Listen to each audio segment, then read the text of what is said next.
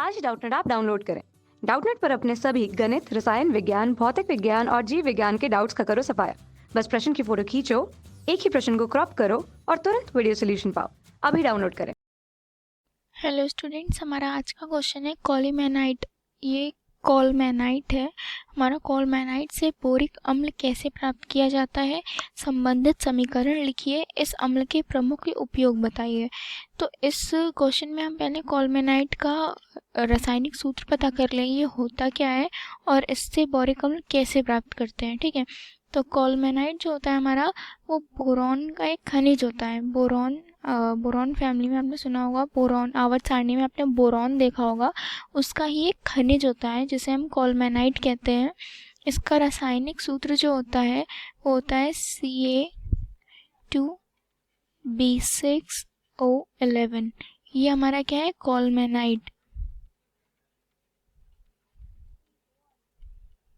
कॉलमेनाइट, ठीक है, ये हमारा बोरॉन का ही खनिज होता है। ठीक है, अब इसमें पूछा गया है कॉलमेनाइट से बोरिक अम्ल कैसे प्राप्त करेंगे। तो क्या होता है, जब हम कॉलमेनाइट को कॉलमेनाइट जो होता है हमारा, इसमें उबलते पानी में सल्फर डाइऑक्साइड प्रवाहित करते हैं।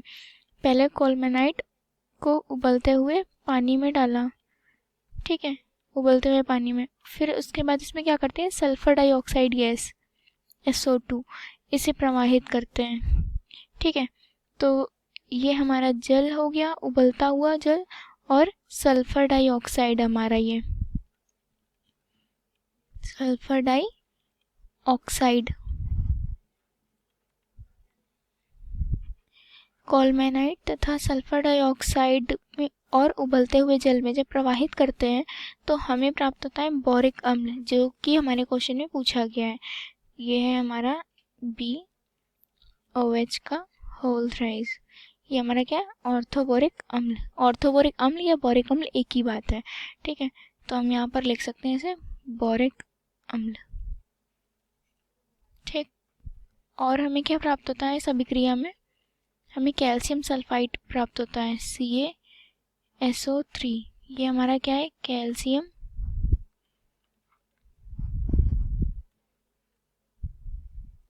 सल्फाइड।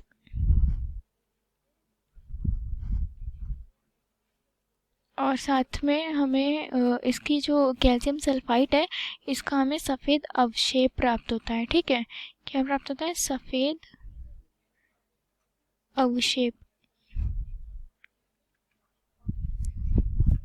ओके, तो इस रिएक्शन में क्या हुआ, हमने जैसा इसमें पूछा है कॉलमेनाइट से बोरिक अम्ल कैसे प्राप्त करेंगे, तो हमने कॉलमेनाइट को उबलते हुए पानी में डाला पहले, फिर उसके बाद सल्फर डाइऑक्साइड गैस प्रवाहित की, और हमारा उत्पाद के रूप में हमें क्या मिल गया, बोरिक अम्ल। ये हमारा BOH का होल थ्राइस। ये रिएक्शन हमारी बैलेंस हो गई। ठीक है, और ये हमारा 9H2 हो जाएगा फिर। ठीक है, अब देखिए हमारी अभिक्रिया जो है वो बैलेंस भी हो गई है, इसका वाइट अवक्षेप मिलता है। तो फिर क्या होता है बोरिक अम्ल में, इसके बाद जब ये हमें अवक्षेप मिला तो गर्म होता है, फिर इस अवक्षेप को जब ठंडा कर लेते हैं हम, तो हमें बोरिक अम्ल के क्या प्राप्त हो जाते हैं, क्रिस्टल प्राप्त हो जाते हैं। बोरिक अम्ल क्रिस्टलन फॉर्म में, मतलब क्रिस्टलन रूप में प्राप्त हो जाता है हमें। ठीक है, तो हमारा इस क्वेश्चन का आंसर तो हमें लगता है आपको अभी तक मिल गया होगा। इसका संबंधित समीकरण ये रहा, और इसका आंसर कैसे प्राप्त किया जाता है ये मिल गया होगा। ठीक है, इसमें मुख्य उत्पाद के रूप में हमें मिला है बोरिक अम्ल, या ऑर्थोबोरिक अम्ल कह सकते हैं इसे। अब इसका दूसरा पार्ट करते हैं। इसमें पूछा गया है, इस अम्ल के प्रमुख उपयोग बताइए। इस अम्ल के प्रमुख उपयोग की बात कर लेते हैं। यहाँ पर लिखते हैं हम इसके उपयोग। ठीक है, जो हमारा बोरिक अम्ल है वो कहाँ कहाँ यूज़ किया जाता है।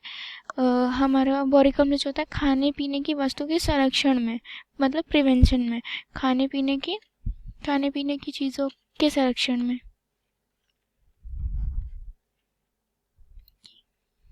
वस्तुओं के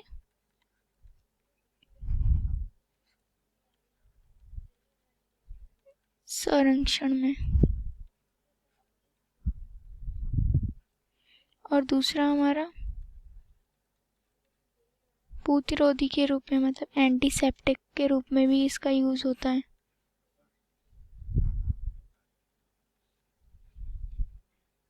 ठीक है।